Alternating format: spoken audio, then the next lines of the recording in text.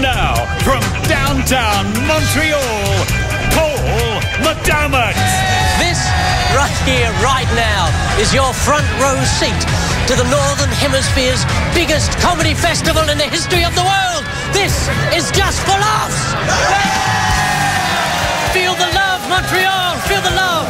You know, when I caught up with Husey and we spoke about the long road to overnight success. How are you? I'm great, mate. Yeah. Loving Montreal. And this is your second? It's my second time. I did it in 2001 and I was younger and I was nervous and I spoke too fast and people had trouble understanding me. It didn't go as well as you expected? Look, it went okay, but I didn't get a 3-picture deal from Warner Brothers straight after, which is what I was expecting. That was disappointing. Yeah. And what's it like this time round? Is there a different experience? I'm much more relaxed and much more able to laugh at the experience. So the first gig I did was in a tent and it was a thunderstorm and the tent started leaking and the microphone became electrified, so they had to cancel the gig because they didn't want everyone to get electrocuted, the 20 people in the tent to get electrocuted. They get gutless, isn't it? But there was Aussies in the crowd who were claiming that they had come all the way to see me in that tent. So I ended up doing a gig without a microphone to the 20 people and they had a great time. The gig had been cancelled but they couldn't leave because they didn't have umbrellas, so... There wasn't security holding him in the tent till... No, it's just it's their will. Torrential. They had to stay in the tent. So I entertained. It's like entertaining the everyone on the Titanic. You know, similar vibe. So yeah, I know that feeling. Went just as well. It's Tommy Tiernan, the wondrous Irishman, a Montreal favourite. But is he happy? I'm having fun on stage at the moment. I don't know why I did that. I like to, as often as possible, turn into a teapot. I'm really enjoying the shows at the moment, actually. And do you feel the pressure of the galas? I know a lot of the... Sure, yeah. It's a slightly corporate feel. We're used to performing in buildings that have long been abandoned by taste and health and safety.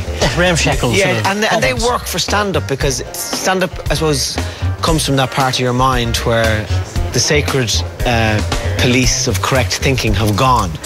So it's a bit dingy. There's always a hooer with a broken tooth. If you picture the part of your brain where the material comes from, it's not pretty. No, it's you know, it's savage. There's a one-legged Untamed, sailor. There's a dwarf with a huge accordion playing French songs.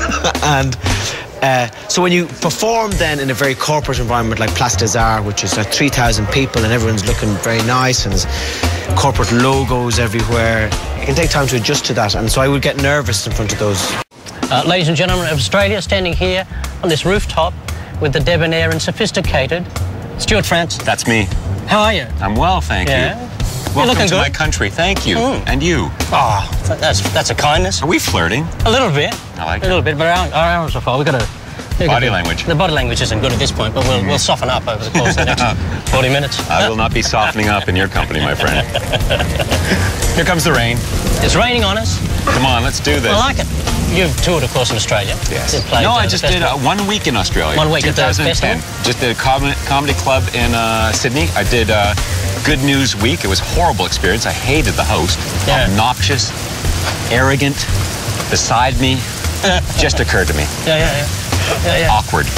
Honestly. But no, it was lovely. And the Prime Minister Rudd was there. Oh, Rudd. Ruddy. You know, he's been deposed now. He's stabbed in the back by his own party. Yeah, absolutely. Well and truly shafted. Will Tony Abbott be watching this? Tony Abbott will be watching this. He's a mad fan of comedy. Nice. He likes it. He likes it. Oh, it's getting heavier. No! Let's keep going! We're Australians, for God's sake! This is beautiful! Go to a commercial! No, you do... No, what do I do? Go to your gala spot!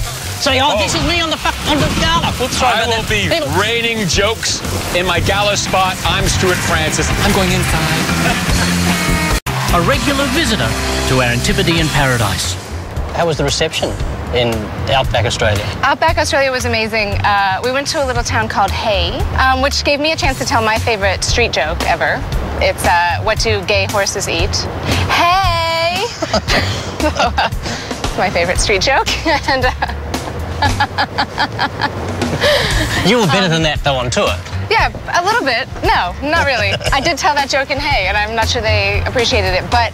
They're a violent population. When we were in Hay, we were in an RSL, small venue, small population, and I was on stage, and then this woman shouted out, and I was getting straight up hit on by the 60-year-old lesbian in Hay. I think perhaps the only gay in the village, and she was just psyched that we were there. It was really fun. Oh, I can't even imagine what that would be like. Yeah. I signed her T-shirt, and I put my real number on it, but she never called. Come on, people of Australia, do your bit. It wasn't just jokes, lady. And dedicate. Ladies and gentlemen, with the very happy, very animated, and quite different from the stage persona, Jeremy Hotz, how are you? I'm good. I'm good. You seem good. I'm thrilled to be back here in doing the big chair show. You like the big orangey chair? It's very wonderful. And I notice yours is slightly taller than mine. Is it? Yes. That's because I'm slightly shorter than you. No, I don't think so. No, really? Someone make a comment. Are we exactly the same size? I'm a little bit tinier. That stinks. I've got lifts on. I've got the Tom Cruise lifts. Is this on a You Can Say Anything network? You can say anything. Oh. Yeah. We'll beep it if it's too vulgar. We should try and stay away from, you know, one particular word that the ladies find offensive. I don't use that word. You don't use it. Marriage? Gentlemen, Alonzo Bowden, you did a brilliant gala spot last year with Lewis Black. Thank you. Is it a good time for political comedy in America? 2 years ago, our banking system nearly collapsed and possibly taken the entire world economy with it, right? And now our big issue seems to be gay marriage, to the point that the New York Daily News ran a front page story asking if Bert and Ernie are gay. Gay Muppets. That's what we're down to. You know, at that point, we should just have a headline, hey, China, you take it from here. You know, you have Rick Perry, right, the governor of Texas, who actually was so dumb that George Bush said, man, you need to shut up. And at that point, you got issues, you know, and he's like, well, we're not going to take any federal medical money because I don't want to be part of Obamacare. I hate that name, but we'll use it. They said it is legal, and in the Constitution, they said, oh, well, we're gonna get away from this government health care. We're moving to Canada. I didn't have the heart to tell them. Yeah. You know, it's good that we hide the information in books.